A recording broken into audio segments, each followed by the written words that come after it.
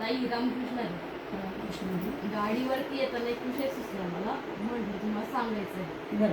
तुम्ही म्हटले सांग सांग सांग तुम्ही म्हटलं नको पहिले कोणतरी व्हिडिओ शूटिंग आहे बघू, म्हणजे आपलं जो संवाद तो कॅच पण व्हायला पाहिजे आणि तुम्हाला त्याची विचारपूस पण नाही, म्हणजे अचानक काहीतरी प्रश्न तुम्हाला विचारता पाहिजे, म्हणजे काहीतरी प्लॅनिंग करून शूटिंग करणं ते मला चुकीचं वाटलं. म्हणून आता म्हणजे काही तुम्हाला सांगायचं प्लॅनिंग काही सांगायचं नाही, मोबाईल एका साईडला शूटिंगला ठेवायचं आणि बोलायचं. गाडीवरतून प्रवास करत होते आपला हा ध्येय एक प्रकारचा स्वनिरूपच आहे नाही का. तर मला अनुभव सांगते नाही का, दुसऱ्याला असून आपण घाण ठेवायला दिलं बँकेमध्ये, त्याचं व्याज भरावं लागतं. एखाद्या मोडा दिलं तो मोडून हे करतो नाही का, म्हणजे बँकेत जरी सोनं ठेवलं तर त्याचं नुकसानच आहे आणि मोडे दिलं तरी नुकसानच आहे. पण काही गोष्टी अशा असतात ते सोनं काय तो पॉलिश करतो ते त्या आपलं सोनं जुनं असू द्या पण ते कोणाला तरी घासायला दिलं पाहिजे, पॉलिश करायला पाहिजे, म्हणजे चमकून म्हणजे माय बापले तुम्हाला सांगते. म्हणजे आपण काय म्हणतो मैत्री खात्री एखाद्याला शब्द दिला आपण मैत्री मोडू पण शकतो, म्हणजे सोनं मोडणं मैत्री मोडू पण शकतो. आणि एखाद्याला शब्द दिला बँकेमध्ये आपण सोनं ठेवून व्याजाने पैसे घेतो, एखाद्याला आपण शब्द दिला काहीला नाही का की माणूस काम करे करते तर म्हणजे आपण असे शब्द देऊन सुद्धा काम करू शकतो. सोनं आणि देवरूपी आपले नाही का विचार असं म्हणते. मग मला असं म्हणायचंय की आता मी म्हणजे सोने काय, मी लोकांसाठी मोडले पण लोकांसाठी घाण पण राहिले. आता मला तुमच्याच द्यायचे ते तुमच्या कशात द्यायचे पॉलिश करण्यासाठी, म्हणजे तुम्ही चमकवसाल कळलं. मी आपली गाडीवरती विचार करत होते, म्हटलं आपण सोन्याचा विचार केला ना आधी, म्हणजे काही लोकांसाठी आपण सोनं घाण ठेवण्यासाठी दिलं त्याचा काही उपयोग नाही, शून्य. त्याला समोरच्या माणसाला आपली किंमत नाही, काहीसाठी मोडण्यासाठी पण दिलं नाही का त्याची किंमत शून्य. पण म्हणतात आता सोनं घासून बघूया मग थोडं चमकलं, म्हणजे उदाहरणार्थ आता काय देवरूपी सांगते काय, आपण मैत्री खातीर मोडतोय एखाद्यासोबत भांडण पण करतो. तू माझ्या मैत्रीला मित्राला असं का म्हणतो भांडण पण करतो, म्हणजे आपण मोडले पण जातो काय. आणि एखाद्या शब्द खातीर मी आहे त्या मागे तरी पण थोड्या काळापुरते, पण नंतर मग असं म्हटलं आपणच स्वतःला काय समर्पण केलं पाहिजे. मग समोरचे ते आपल्या घासून पॉलिश करणं चांगली संपून, म्हणजे काय म्हणतो बाबा हा माझा मित्र आहे माझी मैत्रीण आहे, म्हणजे समोरची एक समजते की जी आपल्या सानिध्यात असते समोर असते ती पण ऑटोमॅटिक समजत असते. या विचारावर तुम्ही काय म्हणता? इतका अचानक प्रश्न मला विचारशील असं वाटलं नव्हतं. म्हणजे काय मी गाडीवरती येत होते आणि अचानक सुचलं मला, म्हणून तुम्ही म्हटले सांग म्हटलं आणि शूटिंग करायची आणि प्लॅनिंग करून जर जमलं असतं ना मग काही नाही. मग असे डायरेक्ट प्रश्न विचारायला मला आवडतात. सर्वप्रथम तुला खरं सांगू का की तो जो प्रश्न मला विचारला बरोबर, तर मला हे माहित नाहीये की तू आता मला काय सांगितलं की एकतर ते सोनं मोडलं जाऊ शकतं, सोनं गहाणे ठेवलं जाऊ शकतं, पण सोनं उजळल्यानंतर जी त्याची चकाकी असते किंवा जी त्याची चमक असते बरोबर, त्याच्या दृष्टीनं म्हणजे तू माझ्याकडे आली किंवा मला योग्य समजलं त्या प्रश्नाकरता, त्याबद्दल सर्वप्रथम मी तुझे आभार मानते.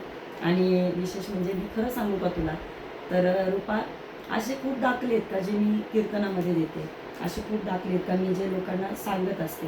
पण बघ ना की मी असे दाखले लोकांना सांगून सुद्धा बरेच वेळेला लोकांना ते किती पटतात किती नाही हे मला माहीत नाही, किती लोक त्याच्यावर विचार करतात हे मला माहीत नाही, किंवा लोक कीर्तन ऐकून कदाचित ते सोडून देत असतील तेही मला काही माहीत नाही. पण अशी एकच व्यक्ती आहे तू का जिनं माझं ऐकलंय नाही ऐकलंय मला माहीत नाही, पण ती आज माझ्याकडे असा प्रश्न घेऊन आली आणि हा प्रश्न पडला पाहिजे साधक अवस्थेमध्ये, हा प्रश्न आपल्याला पडला पाहिजे असं माझं मत आहे. त्याचं कारणही तुला मी सांगते. आज घर आपण 10 दिवस बंद ठेवलं, एखादं घर 10 दिवस जर आपण बंद ठेवलं तर त्यामध्ये कुणी राहतही नसलं तरी त्या घराला जाळ्या लागतात. त्या घरामध्ये कुणी राहत नसलं तरी आपण अचानक ते घर खोललं तर त्याच्यामधून आपण कुबट वाचायला सुरुवात होती. नीट आहे. बऱ्याच वेळेला असं होतं की त्याला बरं आपण एक साधी एखादी देवाची पूजा जरी करायला लागलो तर ती पूजा करताना आपल्याकडे पूर्वीच्या काळी पितळाची तांब्याची अशी भांडी असायची आणि आता आपण स्टीलची भांडी वापरतो, पण स्टीलच्या भांड्यापेक्षा पूजेचा मान हा पितळाच्या आणि तांब्याच्या भांड्यांना जास्त आहे. तर त्या तांब्याच्या भांड्यांना एक पद्धत असते घासायची. आता ज्या लेडीज असतात त्यांना ते चांगलं माहिती आहे. काही एरवी बाकीची भांडी आपण नुसती घासली धुतली चालतात, तांब्याचं भांडं जे असतं पितळाचं भांडं जे असतं ते घासावं पण लागतं आणि ते पुसावं पण लागतं. मग ते पुसावं का लागतं? आता त्याच्यावर पाण्याचे डाग राहू नये म्हणून. जर त्यावर पाण्याचे डाग राहिले का मग ते डाग तसेच राहतात किंवा ती त्याचे निशाण सोडतात. बरोबर. देह हे तसंच आहे, हे पण एक भांडच आहे. तू त्याला सोन्याचं समजते, काही जण त्याला म्हणजे एक तांब्याचं भांड आहे. म्हणजे देव पण मौल्यवान ना आपण, नाही का? म्हणजे हा एक असं एक आपल्याकडे भांड आले की याला नुसतं गहाण ठेवून चालणार नाही, याला नुसतं मोडूनही चालणार नाही, मग याला घासावं पण लागेल, नुसतं घासून चालणार नाही, याला पुसावं पण लागेल, याला नीट रोज याची साफसफाई करावी लागेल. आणि याची साफसफाई का करायची त्याचं उत्तर तुला देते. रामकृष्ण स्वामी विवेकानंदांचे गुरु रामकृष्ण परमहंस, त्यांचे एक शिष्य होते तोतापुरी नावाचे. तर ते तोतापुरी नावाचे जे शिष्य होते ना, त्यांनी विचारलं होतं की स्वामी रोज देवपूजा करायची, रोज ती भांडी घासायची, रोज ती भांडी पुसायची, हे कशाकरता करायचं. तेव्हा त्यांनी सांगितलं होतं की जसं मी पहिलं उदाहरण दिलं की घर आपण बंद ठेवलं का त्याच्या आतमध्ये जशा जाळ्या होतात, तसं आपलं हे भांडं खूप ठिकाणी फिरतं. रोज संपर्कात हजारो लोक येतात, रोज संपर्कात कितीतरी लोक येतात. प्रत्येकाची विचारसरणी वेगळी आहे, प्रत्येकाचं पावित्र्य वेगळं आहे, प्रत्येकाचे काहींचे सात्विक विचार असतात, काहींचे तामस विचार असतात, काहींचे राजस विचार असतात. म्हणजे सात्विक विचार म्हणजे तुला एखादा भेटेल का रूपा अरे आज तू हे कर, हे चांगलं आहे बरं का, हे तुला असा एखादा सल्ला देईल. काही राजस लोक भेटतील, मग काय रूपा आज काय प्लॅनिंग, काय मेनू काय आजचा, काय जायचं का पनीर चिल्ली खायला, हा राजस व्यक्तीचा एक तुझ्या बरोबरचा संपर्क. काही तामस लोक भेटतील का आज रुपालीला कुठं मला गाळ्यात टाकता येईल, आज रुपालीचा कसा फायदा करून घेता येईल, आज रुपालीकडनं कसं तिला म्हणजे आपल्याला म्हणतात ना तिच्याच पेट्रोलच्या पैशात फिरायचं पण आपली मजा करून घ्यायची, ही कामशीर होते. तर समाजामध्ये ही लोक खूप आहेत. पण याच्यामध्ये हे सगळं झालं तर रात्रीच्या वेळेला ना एक आपण स्वतः एकटेच असतो, तेव्हा त्या एकटेपणामध्ये आपल्याला गरज असते कशाची, हे भांडं उजळवायची. त्या एकटेपणामध्ये गरज असते या भांड्याला चकाकी आणण्याची. कारण कमीत कमी माणसाला ना रात्रीची झोप तरी शांत लागली पाहिजे. त्याचं जे म्हणतो ना आपण की त्याचं मानसिक संतुलन, जेव्हा मानसिक समाधान कशात आहे, कमीत कमी पडल्या त्याला भगवंताचे आभार मानता आले पाहिजे. कमीत कमी दिवसभरात चांगली वाईट खूप माणसं भेटतात आपल्याला, तो आपला पाठ नाहीये. आपला पाठ कधी चालू होतो, ज्यावेळेला आपण शांतपणे बेडवर पडलेलो असतो, त्यावेळेला देवाशी आपला एक संवाद चालू असतो आणि त्यावेळेला आपल्याला हे भांडं स्वच्छ करायची ती वेळ असते. ही भांडं स्वच्छ कुणाकडनं होतं, माझं मत याला चकाकी देण्याचं काम सद्गुरू करतात, श्रीगुरू करतात, गुरु करतात. आणि संतांचं प्रमाणे उजळावया आलो वाटा, खरा खोटाही वाडा. तुकोबा स्पष्टपणे सांगतात की भांडं सगळ्यांचंच चांगलं आहे, काही त्याला गहाण ठेवतात, काही मोडतात ते. पण संत काय करतात, येऊन येथे उपकारासाठी आले गरजा वैकुंठी. येतं येऊन त्यांचं एकच काम आहे की आम्ही फक्त तुमची उजळणी करतोय, आम्ही तुम्हाला उजळवायचं काम करतोय. तुम्ही आती शुद्ध आहे, अगोदरच तुम्ही सगळे शुद्धच आहात. लक्षात ठेव, माणूस कोणताच वाईट नसतो, पण त्याला परिस्थिती वाईट बनवते, त्याला संगत वाईट बनवते, त्याला त्याचे विचार कधी कधी वाईट बनवतात, त्याची वासना त्याला कधी कधी वाईट बनवते. वाईट हा माणूस अचानक वागत नाही बाळा, कधी त्याला काहीतरी घडतं म्हणून तो वाईट वागायला सुरुवात करतो. मग ज्या वेळेला असा एखादा माणूस चुकत असेल किंवा आता त्याला कळलं की अरे मी माझ्या आयुष्यात खूप लोकांकरता हत्यार बनले, साधन बनले, किंवा लोकांनी माझं खूप ठिकाणी बाबा एक असं भांडं म्हणून माझा वापर केला. हो मी सोन्याचीच आहे, पण लोकांनी कधी कधी मला म्हणजे म्हणतात ना की त्या रूपानं गहाण ठेवताना माझा वापर केला. काही लोकांनी माझ्या शब्दाचं भांडवल केलं, काही लोकांनी माझ्या वस्तूंचं भांडवल केलं, व्हॉटेव्हर XYZ तुला जे समजायचं ते समज. पण एक उदाहरण दिलं बाबा की बाबा तुझ्या बाबतीमध्ये वापर म्हणजे काय की बाबा लोकांनी शेवटी कुणी असू दे, मी जरी असले तरी समाज आज आपला वापर करतोय की बाबा ताई काहीतरी सांगेल आम्ही ऐकू, तर हा प्रत्येकाचा वापर आहे. पण काहींचा वापर योग्य मार्गावर होतो, काहींचा वापर म्हणजे त्यांच्या ज्ञानाचा मन, त्यांच्या वागणुकीचा मन, काहींचा वापर हा चुकीच्या ठिकाणी होतो. काही लोक म्हणतात जाऊ दे ना. म्हणजे कधी कधी काय असतं बघ, एखादा वाईट माणूस स्वतःचा वाईटपणा झाकण्याकरता एखाद्या चांगल्या माणसाच्या संगतीत राहतो, त्याला वाटतं चांगल्याच्या बरोबर आपलंही वाईट झाकून जाईल. आणि दुसरी गोष्ट काय होईल की चला रुपालीसारखी आता एक ती वारकरी पण आहे, लोकांमध्ये आहे, हसत खेळत राहते, मस्त मजा मस्ती करते, जाऊ दे ना तिच्या बरोबर आहे ना आपलं सुद्धा एक हे होऊन जाईल. तर अशी काही लोक आहेत का जी लोक स्वतःच्या स्वार्थासाठी तुझ्या जवळ आली असतील. कधी कधी काही लोक निस्वार्थपणे तुझ्या जवळ आले असतील, तुझ्या बहिणी असतील, तुझ्या आई असतील, त्यानंतर तुझ्या जवळच्या मैत्रिणी असतील. त्यांना तुझ्याकडनं काहीच अपेक्षा नाही आहे ना, त्या तुझ्या कधी एन्जॉयमेंटमध्ये असतात ना कुठल्या पार्टीमध्ये असतात, काहीच नाही आहे. पण त्यांची अशी अपेक्षा आहे की नाही या रुपालीचं चांगलं झालं पाहिजे बरं का, आमची रुपाली आहे तिला कुठेतरी एक चांगलं बाबा तिचं लाईफ सेटल झालं पाहिजे, ती कुठेतरी आम्हाला अशा मार्गावर दिसली पाहिजे. ही एक वर्ग आहे तुझ्या जीवनातला की ही लोक अशी तुझ्याबद्दल विचार करणारे. पण सगळीच तशी नसतात. जसं हाताची पाची बोटं आपल्यासारखी नाही ना, तशी माणसं ओळखायला बाळा कधी कधी काय होतं, एक क्षण पुरेसा आहे. कधी कधी आयुष्य निघून जातं तरी माणसं ओळखता येत नाही. तो मोठा प्रॉब्लेम आहे आपल्या प्रत्येकाचा.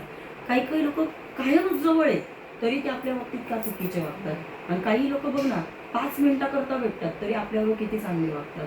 शेवटी प्रॅक्टिकल हेच सांगतं तर तुम्ही या जन्मामध्ये खरंच कुणाला ओळखण्यापेक्षा आहे ना, तुम्ही देवाला ओळखा, संतांना ओळखा आणि तुमची सोडवणूक करा. तर या भांड्याचा बाकी ठिकाणी कुणीही वापर करणारच आहे. शेवटी ज्याच्या हातात पडतं तर ते त्याच्या पद्धतीनं त्याला वापरतं. बघ लक्षात राहू दे, कुंभाराकडे एक मडकं आहे आणि त्या मडक्याला काय झालं, त्यानं आव्यामध्ये ते तापण्याकरता टाकलं.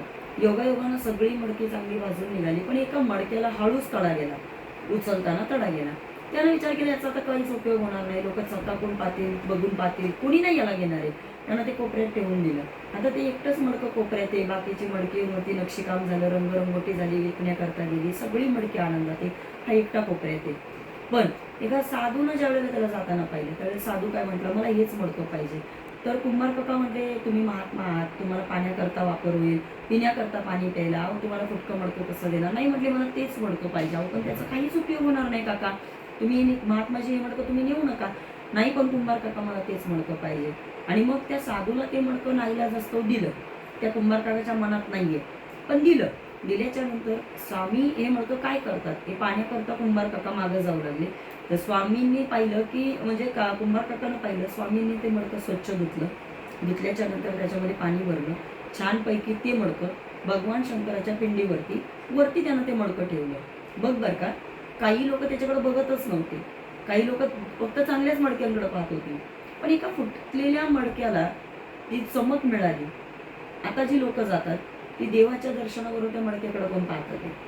शेवटी मडकं कसं होतं माहीत नाही, पण त्याला चमक मिळाली कोणामुळे, एका साधूमुळे. तसं माणूस कसाही असू दे गं, पण त्याला कुठंतरी दिशा मिळाली पाहिजे, त्याला लाईफमध्ये काहीतरी चांगलं सुचलं पाहिजे, त्याचं काहीतरी चांगलं झालं पाहिजे. आणि हे सोनं आहे ना, हे सोनं कधीच वाया जात नाही. सोनं घाणीत टाका तरी ते पवित्र आहे, सोनं कुठेही टाका ते पवित्र आहे. म्हणजे किती घाणीतून जरी आलं, एखाद्या बाईची अंगठी हरवली, अर्धा तोळ्याची अंगठी जर त्या बाईची हरवली आणि त्या 8 दिवसानंतर तिला ती गटारामध्ये भेटली, तिनं ती अंगठी उचलली, पण जरी तिने गटारातून ती अंगठी उचलली, 8 दिवस जरी ती गटाराच्या पाण्यात होती, पण जरी तिनं ती अंगठी आता 8 दिवसानंतर जरी मारवाड्याकडे दिली तरी तिला तेवढेच पैसे मिळणार. कारण सोनं ते त्याचा भाव कधी कमी होत नाही. म्हणजे आपला भाव कधीच कमी होणार नव्हता, वाढत चाललाय, कमी होणार नाहीये. पण माणूस काय करतो, त्याला नको ते प्रयोग करून त्याला त्याची किंमत स्वतःच कमी करतो.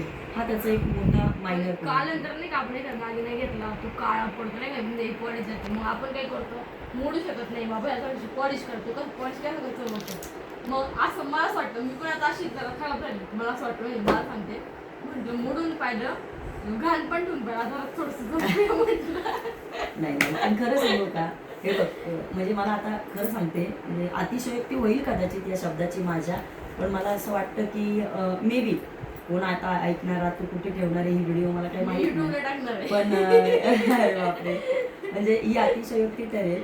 पण मी एका कीर्तनामध्ये एक वाक्य बोलले होते, माणूस नेहमी स्वतःचे खूप चांगले गुण असतात ते जगाला सांगत असतो, नेहमी स्वतःला आपण चांगलं रिप्रेझेंट करतो. या जगात असं खूप कमी लोक आहेत जे स्वतःचे दुर्गुण पुढे आणतात, आणि त्यामध्ये मला फक्त संत दिसले की संतांनी स्पष्टपणे आपले दुर्गुण जगाच्या पुढे मांडले. तुकोबरायांच्या बाबतीमध्ये मला आता आठवतंय म्हणून सांगते तुला की महाराजांनी चांगले पण पटकन सांगितलं नाही, पण मी तवा अनाथ अपराधी, मतिमंद कर्महीन बुद्धी, तुझं मी आठविले नाही कधी, मी अपराधी, मी चांडाळे, मी पतित आहे देवा, मी कर्महीन आहे, मी मतिमंद आहे, एरवी तरी मी मूर्ख म्हणणारे ज्ञानोबराया. म्हणजे तू बघ ना, शेवटी काय म्हणतात ते, तिसेपण मिरवी जगा माझे, की जगामध्ये मिरवताना आपण वेड्यासारखं आहोत असं समाजाला दाखवायचं, पण मुळात जी माणसं वेड्यासारखं दाखवतात तीच जास्त हुशार असतात, आणि आपण काहीतरी आहोत म्हणजे ज्याला वाटतं ना तो काहीच नसतो. पण मी काहीच नाहीये. तरी सुद्धा या ठिकाणी देवा आता आणखीन एक आठवलं याला जोडून, ते पण तुला सांगते, ऐकून घे. राजा म्हणजे भरत ज्या वेळेला रामायणामध्ये भगवान प्रभू रामचंद्रांना भेटायला गेले, ज्या वेळेला भरत रामाला भेटायला गेले, भरताच्या डोळ्यातून पाणी चाललंय. भरताच्या डोळ्यातून ज्या वेळेला पाणी चाललंय त्यावेळेला रामानं विचारलं, भरता काय झालं? तो म्हटला, देवा अजून काय व्हायचं? म्हटले, मी दोषी आहे. कोण म्हणतोय? भरत म्हणतोय, मी दोषी आहे देवा. आता बघा, रामानं विचारलं, भरत तू का दोषी आहे? तो म्हटला, बरोबर आहे ना देवा, माझ्यामुळे तुम्हाला वनवास मिळाला, मी दोषी. माझ्यामुळं आपल्या पित्याला स्वर्गलोक मिळाला, मी दोषी आहे. माझ्यामुळं जी भाभी आज वैभवात लोळायला पाहिजे होती, ती आज दगडाची उशी करून तुमच्या रोज जंगलात अरण्यात फिरते, याला दोषी कोण आहे? मी आहे. माझ्यामुळे आज सगळी अयोध्या रडते, याला दोषी कोण आहे? मी आहे. आता एकच वाक्य सांगेल, संपूर्ण रामायणामध्ये भरत हे पात्र मला सगळ्यात जास्त का आवडलं, त्याचं कारण तुला सांगते. ज्यानं एकही अपराध केला नाहीये, ज्यानं एकही अपराध नाही केला, पण तरी सुद्धा तो स्वतःला दोषी म्हणतो. बघ बर का, म्हणून तो माझ्याकरता ग्रेट आहे. कुणी अपराध करून लपवणारे खूप आहेत, पण अपराध न करता सुद्धा जो देवाला म्हणतोय देवा मी दोषी आहे. लक्षात ठेव, जो दुसऱ्याच आहे त्यालाही माझं म्हणतो, दुर्योधन जो दुसऱ्याच आहे त्यालाही माझं म्हणतो ना, तिथून महाभारताची सुरुवात होते. पण माझं आहे ते माझं नाहीये हे म्हणण्याची जिथून सुरुवात होते ना, तिथून खरं तर रामायणाला चालू म्हणजे सुरुवात होत असते. आणि ही बुद्धी आपल्याला रामायणातून शिकायला मिळते. आज तुझे विचार का आवडले त्याचं कारण सांगते. तुला हे तरी कळलं असेल कमीत कमी की हे देह नावाचं सोनं मी कधीतरी घाण ठेवलं असेल, देह नावाचं सोनं कधीतरी मोडलं असेल, हे कदाचित तुला कळलं असेल. पण हे लोकांना नाही कळत आहे. परीक्षितीने काय असा एकदम जगावेगळा प्रश्न नव्हता विचारला शुकदेवजींना. परीक्षितीने प्रश्न सामान्य विचारला होता. 7व्या दिवशी ज्याचं मरण आहे त्यानं उद्धार कसा करून घेतला पाहिजे, सामान्य प्रश्न आहे. हे काय एवढा काही त्याच्यामध्ये हे नाहीये. पण बरं, शुकदेवजींना तोच प्रश्न का आवडला? कारण सांगते. शुकदेवजी म्हटले, परीक्षिता तुला जो प्रश्न पडला तो बाकीच्यांना का पडत नाहीये? अरे मरणार तू एकटा नाहीये ना, सगळीच मरणार आहे. पण तुला जे कळलं ना ते बाकीच्यांना नाही कळलं. आज तुझं सोन्याचं भांड तुला उजळवता आलं पाहिजे, सोन्याचा दागिना उजळवला पाहिजे, त्याचा पुन्हा नव्यानं वापर झाला पाहिजे, किंवा ते सोनं चकाकलं पाहिजे, लोकांनी त्या चकाकलेल्या सोन्याची क्वालिटी पाहिली पाहिजे. हे तुला जे वाटते ते बाकीच्यांना का वाटत? मला पण असंच वाटतं, आता समजलं पाहिजे. मग तेच तुला वाटते ना, पण बाकीच्यांना ते का वाटत नाही? अगं प्रत्येकाचं कुठंतरी सोनं मोडलंय ग, प्रत्येकाचं सोनं कुठंतरी गहाण ठेवलेलं आहे. प्रत्येक जण कुठं ना कुठंतरी अडकलेलं आहे. काही विषयात अडकले, काही काम क्रोधामध्ये अडकले, काही दंबामध्ये. मी सोनं मोडून पण पाहिजे, सोनं घाण पण ठेवून पाहिजे. आता संपायचे, संपूनच कधी पाहिजे नाही. माता संपून नाही, पण घाण पण राहिले, एक दुसऱ्यासाठी मोडले पण गेले. आता बाद झाला, आता स्वतःलाच पॉलिश करून घ्या. पण पॉलिश कोण करणार म्हणतो ताईला पण एक सांगते, ज्या दिवशी आपल्या मनात हा विचार येतो की आता माझं हे सोनं चमकलं पाहिजे, मुळात सांगू का, त्यावेळेलाच आपलं मन आणि सोनं आपलं चमकलेलं असतं. हा विचार येणं म्हणजे हे सुचणं, हेच त्याचं उत्तर आहे. म्हणजे मी सांगू का, कानापाटा सोडला असेल मी त्यावेळेस मला तिथून कानापाटा पण मला विचार आले ते. आणि आधी कानापाट्यापर्यंत काय ते हरिराम हरिकृष्ण झालं होतं, नमो सद्गुरु तू काय ज्ञानदीपा जयांची केलेस म्हणून कानापाट्यापर्यंत झालं होतं तोपर्यंत. आणि कानापाटा गेला आणि कोणता अभंग भाग्यवंत म्हणून त्या अक्षरांना गेले पंढरपूर तर ते तरी त्या भरवसा नामदायकाचा तसं हा अभंग झाला आणि हा विचार मानत आला. नाही, पण हे जे सुचलं ना, याच्यानेच तुला कदाचित ज्ञानोबा वेगळी दिशा दाखवतील. हे जे सुचलं याच्याने कदाचित तुकोबा तुझ्यावर वेगळी कृपा करतील. आणि आयुष्यातला एक क्षण असतो बघ कुठल्याही जीवनामध्ये, तो क्षणच महत्त्वाचा असतो. आज तुझ्या डोक्यात हा विचार कदाचित येता येता ज्ञानोबांनी टाकला असेल, किंवा मला असं वाटतं की तुझ्या डोक्यामध्ये बघ ना की कानेफाट्याची भूमी सुद्धा तुझ्याकरता तशी पाहिली तर जवळच्या लोकांची भूमी.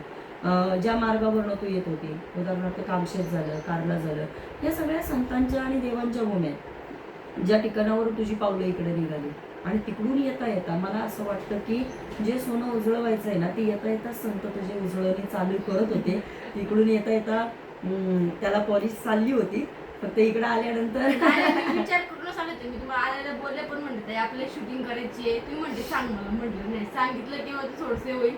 आधी मोबाईल चालू करायचा, शूटिंग चालू करायची, नंतर हे विचार मांडायचे. इनडायरेक्टली आपल्याला उत्तर भेटली पाहिजे असं मला वाटलं. मला माहित नाही की मग प्लॅनिंग करून जर शूटिंग बरोबर. प्लॅनिंग करून शूटिंग काढणं खूप फरक पडतो आणि इनडायरेक्टली कोणतरी आपली शूटिंग काढतंय आणि तुम्हाला माहित नाही. मला आता शूटिंग काढते तुम्हाला माहिती, मला माहित नाही, पण मी काय विचारणार आहे तुम्हाला माहित नव्हतं नव्हतं माहिती. आणि जर आधी विचार माहिती आधी कॅमेरा समोर आहे, आता काय बोलायचं काय नाही, मग विचार असू नका. मी म्हणतो नाही, आधी कॅमेरा चालू करायचा आणि नंतर प्रश्न विचारायचा. सो फायनली तुला उत्तर मिळालं वाटतं. मग लवकर मला किती पॉलिश करते आता. ऑलरेडी तू पॉलिश झाली म्हणूनच तू इथपर्यंत पोहोचली. कारण हेच उत्तर आहे तुझं की तुला विचार आला ना तीच आपली उजळणी. आणि हा विचार येणं हे आणि हा आता उजाळा आहे. तुम्ही बोलतो नाही का अभंग नाही आठवलं मला. तुम्ही आता बोलतो ना ते काय ते रामायणाचं का भरताचं. दोष हा शब्द आठवलं. मी एवढा दोष असून काय मला स्वामींचं एक वाक्य आठ. मी अभंग ऐकला होता. स्वामी कृपा कधी करणार, वाव. स्वामी कृपा कधी करणार, मी अपराधी पापी दृष्ट असं काहीतरी आहे नाही का, तव चरणाला असं काहीतरी आहे. पण खूप सुंदर अभंग. आता शूटिंग संपते तिथं मग युट्यूबला ऐकवते मी. भरपूर वर्ष पुढे ऐकत पण मला खूप आवडतं. म्हणजे सॉंग अभंग नाही म्हणता यायचं पण चांगले विचार आहेत त्या. नाही म्हणजे तुला सांगू का परमार्थामध्ये ना तिथपर्यंत पोहोचण्याकरता प्रत्येक वेळेला एक पायरी असते रूपा. तू बघ परमार्थामध्ये डायरेक्ट नाही पोचता येत, तुम्हाला पायरी पायरीनं जावं लागतं. म्हणजे सगळ्या संतांची चरित्र बघ, मग त्यात कुठलेही संत येत तुम्हाला परीक्षेशिवाय उजळणे नाहीये.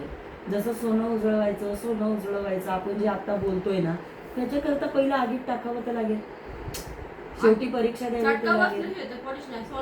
सोनाला घासायचं म्हणलं तो सोनार सुद्धा ते काच लाईट रेकॉर्ड अगदीच. करतो बरोबर. नंतर ते निरमा पावडर काय म्हणजे नंतर म्हणजे तुम्हाला आग पण दिली जाणार आहे, थंडावा पण देणार आहे आणि ब्रशने घासलं पण जाणार आहे आणि नंतर ते सगळं जाणतं मुलांनी कापडने पुसलं पण जाणार आहे आणि मग तुम्हाला ते परिधान करण्याचा आनंदही मिळणार आहे. आता ती वाट बघते ते परिधान करायला मला कधी भेटते.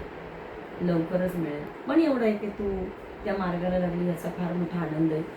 आणि सोनं चमकवण्याच्या मार्गावर सोने खरं सांगते लाईफ मध्ये म्हणजे नाही का सोन्याने मला खूप काही शिकवलं. सोन्या नावाची व्यक्ती नाही पण दागिना सोने मी एक कीर्तनात वाक्य असं ऐकलं होतं. वैकुंठवासी आळंदीकर आपले सदानंद गुरुजींच्या कीर्तनातलं वाक्य. गुरुजी म्हणायचे माणसानं सोनं परिधान केलं पाहिजे. नीट ऐक, माणसानं सोनं परिधान केलं पाहिजे. कारण सोनं जर परिधान केलं त्याची जर आंघोळ केली तर त्याला सुवर्ण आंघोळ झाली असं म्हटलं जातं. म्हणून आपल्याकडे एक पद्धत आहे, मरताना सुद्धा आपण माणसाच्या तोंडात एवढं सोनं टाकतो. त्याच्या मागचं काय कारण आहे की बाबा सोनं हे पवित्र आहे. लक्षात ठेव, त्याचा देह सोन्याचा झाला म्हणा किंवा काही म्हणा, सोनं हे पवित्रच आहे आणि त्याकरताच सोन्याचा वापर आपल्याकडे केला जातो. पण मला काय म्हणायचं आहे की गुरुजींचं वाक्य कंटिन्यू करते. ते म्हणायचे माणसानं सोनं परिधान करावं, पण त्यांनी पुढे एक वाक्य सांगितलं, सोनं अंगावर घातलेलं चांगलं असतं पण त्याच्यात मोह असलेला चांगला नसतो. बरोबर. जेव्हा त्याच्यात मोह येतो ना मग तो तुमच्या वासनेला तयारी करत असतो. पण ज्या वेळेला तुम्ही नुसतं सोनं परिधान करताय, बरोबर आहे, म्हणजे पावित्र्य राखण्याकरता म्हणा, सुवर्ण आंघोळ करण्याकरता म्हणा, सोनं हे पवित्र आहे म्हणून तर आपण त्याला परिधान करतो. पण आज त्याची काळजी घेणं गरजेचं आहे. आज त्याला कुठंतरी उजळवणं गरजेचं आहे. आज त्याच्यामध्ये खूप दिवस आपण कानातलं घातलं तर त्याच्या सुद्धा कानामध्ये कुठेतरी असा मळ साचला जातो. एखादी अंगठी खूप दिवस बोटात असली तिच्यात मळ कुठेतरी साचला जातो. कुठलीही वस्तू घ्या, जर तिला नाही तुम्ही वेळच्या वेळी साफ केली तर तिच्यामध्ये कुठंतरी मळ साचण्याची शक्यता आहे. तसं याला साफ केलंच पाहिजे. याची आंघोळ कधी होते, नाही निर्मळ मन काय करीला साबण. मग याला आंघोळ करण्याकरता एकच पर्याय असतो ती म्हणजे सद्गुरूची कृपा होणं, संतांची कृपा आपल्यावरती होणं. संतांची कृपा झाली तर मग आपोआपच आपली या ठिकाणी आंघोळ होऊन जाते. कारण बोधपुत्र निर्माण झाला जेव्हा, ममता म्हातारी मरून गेली तेव्हा, भक्ती बहीण धावणी आली गावा, आता संध्या कैसी करू केशवाला. नाथ बाबा म्हणतात देवा बोध नावाचा पुत्र जन्माला आला, भक्ती नावाची या ठिकाणी माझी जी ममता होती, भक्ती बहीण धावणी आली गावा, ती बहीण आता माझ्याकडे आलेली आहे. ममता म्हातारी मरून गेली तेव्हा, ममता नावाची म्हातारी जिला आपण जपतो, आयुष्यभर माया संपत नाही, ती खरं तर म्हातारी होते तरी आपल्या जवळच असते. पण नागबाबा म्हटले आता त्या बोधामुळं काय झालं, ती म्हातारी मरून गेली, ममता म्हातारी मरून गेली तेव्हा. आणि आता जेव्हा हे सगळं झालं, आता माझं सोनं चकाकलंय, आता माझं सोनं उजळलंय, आणि आता संध्या कैसी करू केशवागा. नाथांना विचारलं का बरं आता नाही आंघोळ करायची वाटत आहे. नाथबाबा म्हणले आता कशाला आंघोळ करायची, कारण झाली संध्या, संदेह माझा गेला आणि आत्मा राम हृदयी प्रगटला. ज्या दिवशी भगवंताची भेट झाली, ज्या दिवशी सद्गुरूची कृपा झाली, ज्या दिवशी मला चांगलं आणि वाईट यातलं फरक कळायला लागला, ज्या वेळेला मला पाप आणि पुण्य समजायला लागलं, ज्या वेळेला मला या सगळ्या गोष्टी कळायला लागल्या, देवा आता म्हणजे माझं सोनं उजाळल्यासारखंच आहे ना, आता काय देहाची आंघोळ केली नाही केली. आणि याच्याकरता अंमळनेरकर महाराज यांना शेवटच्या काळामध्ये आंघोळ करून ज्ञानेश्वरीचं वाचन होत नव्हतं. त्यावेळेला ते काय करायचे की बिना आंघोळीचंच म्हणजे ज्ञानेश्वरीचं वाचन करायला बसायचे. तर त्यावेळेला सुद्धा महाराजांना लोक काही काही बोलायचे, महाराज हे तुम्हाला शोभतं का, महाराज हे चांगलं आहे का, असं आहे का. तर ज्ञानोबा यांच्या ज्ञानेश्वरीच्या बाबतीमध्ये ते म्हणायचे की ज्ञानेश्वरी ही आमची आई आहे, आणि जसं एखाद्या आईला लेकराला स्तनपान करताना आंघोळ करायची गरज लागत नाही, तसं ज्ञानेश्वरीला या ठिकाणी हातात घेताना, तिचं स्तनपान करताना आम्हाला आंघोळ करायची गरज वाटत नाही. किंवा त्या लेकराने आंघोळ नाही केली तरी पण त्याची आई त्याला समजून घेणार आहे, ही भूमिका आहे. पण ही भूमिका कधी होते, ज्यावेळेला आपण सोन्यासारखे असतो. म्हणून हे सोनं आपलं तेव्हाच उजळतं ज्या वेळेला आपल्याला हे भेद कळतात, आपल्याला चांगलं वाईट कळतं. आणि तो प्रवास खूप चांगला आहे ॲक्च्युली, कारण जगण्याकरता हाच प्रवास असतो बाळा. तेव्हा वेंटेक्स खूप आहे बाजारामध्ये, पण ते वेंटेक्सला लोकांना माहिती आहे त्याची मर्यादा आहे. आणि सोनं एक थोडं असू दे, पण त्याची चकाकी कोणी हिरावून घेत नाही. म्हणून माझं मत आहे, खूप सोनं परिधान केलं म्हणजे माणूस चमकतो असं नाही आहे. त्यापेक्षा थोडं परिधान करा, पण तुमची खरी जी चमक आहे ती लोकांपर्यंत पोचणं गरजेचं आहे. नाहीतर बँटेक्सची लोक घालून दागिने भरपूर चमकू शकतात, पण तुम्हाला फरक नाही कळणार. सोनं परिधान केलं तरी फायदा आहे आणि सोनं साठवून ठेवलं तरी फायदा आहे. मला याला अनुभव सांगते. आता जवळ पैसे नाही पण सोने आपण बँकेमध्ये पण घालून ठेवू शकतो. अडचणीला हेच करू शकतो ना, म्हणजे जागा आणि जमीन तुमच्या आर्थिक बाबतीत तुम्हाला ते उपयोग पडू शकतात. आणि तुमचा अभ्यास पण म्हणजे संत साहित्याचा असो कोणताही असो अभ्यास तुम्हाला एखाद्या चांगल्या जागी उपयोगी नक्कीच पडणार आहे. आणखी एक बरेच होतं, मी तुमचं धनुश्री वाटलं बघा, तिथं बर्थडे सेलिब्रेशन करायचं काय माहिती म्हटलं, आपण नुसतं असं भेटत नाही वरच्यावरती भेटणं, बर्थडे पार्टी करणं, वाटलं करणं असं काही नसतं. आपण जिथं कुठेही भेटो ना, आपली भेट पण होते आणि ते नामस्मरण पण होतं. ते तुम्हाला अनुभवायला भेटलं का? 100%. आज मी वेगळ्या कामासाठी आले, ते आपलं वेगळं काम होतं, पण मला याचा प्रश्न पडला आणि ते तुम्हाला विचारलं. तुम्ही जवळजवळ 20 मिनिट तरी बोलले असं, म्हणजे त्यामुळे माऊलींचं नाव घेतलं, तुकारायांचं नाव घेतलं, बरेच संतांचे नाव घेतलं, म्हणजे नामस्मरण घडते आपलं आणि विचार पण चांगले. मला ते ऐकायला पण भेटलं. फक्त एकच इच्छा आहे की चमकायला पाहिजे. 100% चमकणार. आणि आज सुरुवात झाली आणि चमक या विषयावर बोललो. इथून पुढच्या दिवसामध्ये चमक वेगळी असेल का? 100% असेल आणि ती तुला अनुभवायला मिळेल, कारण प्रवासच वेगळा करूया. आणि आता चमकायचं ठरवलंय ना, तर आता त्या दिशेनं मेहनत करावी लागेल. परत माघारी घेत नाही. आणि आता ठरवलं ना, तर आता अग्नीमध्ये पहिली गोष्ट म्हणजे उडी मारायची तयारी पाहिजे. मग नंतर आता उडी का मारायची, थोडीशी अग्नी, की नंतर निर्मळ पाणी, सगळं करावं लागेल. आता तुला चमकण्याची प्रोसेस माहिती आहे, फक्त आता तुला त्यात उतरायचं. कारण आतापर्यंत आपण ऐकतोय, आपण त्या सोन्याला पाहतोय, बरोबर की नाही. आपण त्या सोन्याला चमकताना पाहिलं, डोळ्यासमोर ठेवलं मी काय आर्थिक दृष्ट्या त्या सोन्या डोळ्यासमोर ठेवलं. नंतर म्हटलं आपलं देह पण एक प्रकारचं सोनच आहे ना, नाही का? 100%. सोन्यापेक्षा भाग नाही, पण फक्त आता तयारी करत चालायची. काय मी साधना उपासना या जीवावरती देवा मी याची प्रत्येक अग्निपरीक्षा मी देईल. नंबर 2, नुसती अग्निपरीक्षा देणार नाही, कधीतरी तिला संत साहित्याच्या साबणानं मी त्याला आंघोळ घालेल, बरोबर आहे. कधीतरी संत साहित्याचा एकदा साबणाची आंघोळ झाली का मग पुन्हा एकदा त्याला हळूवार एका स्वच्छ पाण्यानं कधीतरी धुतलं जाईल. मी कुठल्या तरी कीर्तनामध्ये जाईल, प्रवचनात जाईल, त्यावेळेला मी त्याचं श्रवण करून पुन्हा त्याची आंघोळ मी करेल, असं शांत थंड पाण्यानं, का जेणेकरून हळूवारपणे एखादा कधी बघ आपल्याला रस्त्यानं चालता हळूच एखादी झुळूक येते वाऱ्याची आपल्या शेजारून, तसं एखाद्या वारा जसा अलगत येतो ना, तसं या पाण्याने सुद्धा आपली अलगत आंघोळ एखादी झाली पाहिजे. आणि मग हे ज्या वेळेला होईल त्यावेळेला तुझं सोनं चमकण्याकरता भगवंत स्वतः येतील, एखादा असं मऊदार असं उबदार कापड घेऊन येतील आणि ते छानपैकी त्या सोन्याला तुझ्या असं पुसून काढतील की आता रूपा काळजी करू नको, आता तुझी चमकच आहे, फक्त आता तुला ती जपायची. लक्षात राहू द्या, एक गोष्ट सांगते, चमक जरी आली तरी पुन्हा मळस असतो. चमक जरी आली तरी मी पुन्हा तुम्हाला सांगते व्हिडिओ चालू आहे, मी प्रवचन केलं झाले नाही असं नाही, पण मी जेव्हा प्रवचन केलं सत्य बोल नाही, पण मला पण एक प्रकारचा अहंकार चढत होता. अरे मी प्रवचन करत असा अहंकार मला पण चढत होता, पण तो घालवण्यासाठी मी सगळं बंद करून टाकलं, बाकी काही नाही. म्हणजे एक प्रकारचा काय इगो म्हणा, अहंकार म्हणा नाही का, मला पण आला होता खूप. म्हणजे तेव्हा खूप लहान वय असं माझं. मी बऱ्याच ठिकाणी प्रवचन केले. सगळ्यात आधी पाचगावला केलं होतं. पहिला प्रवचन हा दाबून घेतला, भाग्यवंत म्हणून या शरण गेले पंढर हा बोल. पंढरपूरमध्ये स्वामी प्रवचन केलेलं. म्हणजे दिंडीच्या स्वामी म्हणजे पालखी स्वामीमध्ये चौथी दिंडी होती, त्यांच्या दिंडीमध्ये प्रवचन केलं. अजून झाडाखाली केलेले, आपल्या आळंदी पंढरपूरवाड्या तिथे केलं, नाशिक तर त्यामुळे 7-8 प्रवचन केलं तिने. बऱ्याच ठिकाणी प्रवचन केलं नाही असं नाही, पण लय प्रवचन केले मला अहंकार. मला काय म्हणायचंय म्हणजे आता सांगते, माणसाला अहंकार पाहिजे नाही असं नको, पण मला असं वाटतं ह्या प्रवचन कीर्तनकारांमध्ये अहंकार नको. करून चुकले हेच लागले अनुभव. मग आता त्याच्यामध्ये परिवर्तन कर की हे बघ काय होतं, तुला एक सांगते, 2 लोक या परमार्थामध्ये येतात. म्हणजे मी बोलणार नव्हते, पण आता विषय तू काढलाय म्हणून मला बोलावं लागेल. 2 लोक ते विनाकारण घ्यावे लागतं ते मला माझं बोलाय कधी कधी लोकांना रुचत नाही, पटत नाही, पण सांगते माझं मत आहे. 2 लोक या परमार्थामध्ये मी येताना पाहिजे, एक सेवा करणारी लोक पाहिजे आणि दुसरी फक्त स्वार्थीच लोक पाहिजे.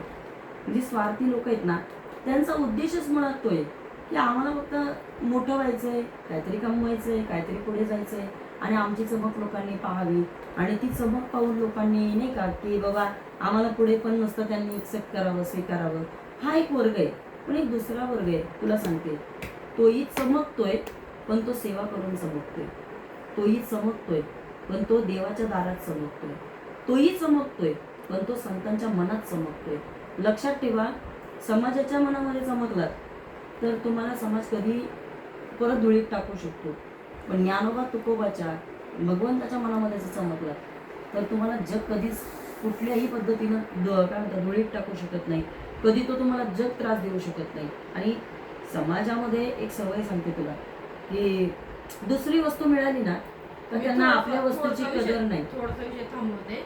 तुम्ही काय म्हणते आता समाजाचं आहे नाही, म्हणजे समाज आता आपण चर्चा करतोय, व्हिडिओ आपण युट्यूबला टाकणार, समाज काय बोलून काय, मी समाजाचा विचार केला पाहिजे काय असं नाही, पण समाज आपल्या दोघींच्या बोलण्यावरती हसते असे विषय आपले नाही, काहीतरी घेण्यासारखेच विषय नक्कीच नाही का. पण मी त्याशी तुम्हाला बोलत एक बोलता फोनवरती की आणि भाऊसाहेब राक्षण नाही, त्यांनी सुद्धा बोलत होते, प्रवचनकार कीर्तनकार समाज प्रबोधन करतो बरोबर, तो समाज सुधारायची हे करतो नाही का. पण मला एक असं वाटतं, आता अनेक घटना आपण पाहिल्यात नाही का, भोंदू बाबा आहे ते, पण मला पण असं वाटलं प्रवचनकारांनी कीर्तनकारांनी समाज प्रबोधनासाठी एखादा विनोद सांगून समाजाला 2 मिनिटासाठी 1 मिनिटासाठी हसवा, काही फरक नाही. म्हणजे तुम्ही कीर्तनातून प्रवचनातून एखादा विनोद करून त्यांना हसवा, पण जीवन जगत असताना समाजाचा हसू होऊ नये याची काळजी घ्यावी असं मला वाटतं. खूप छान.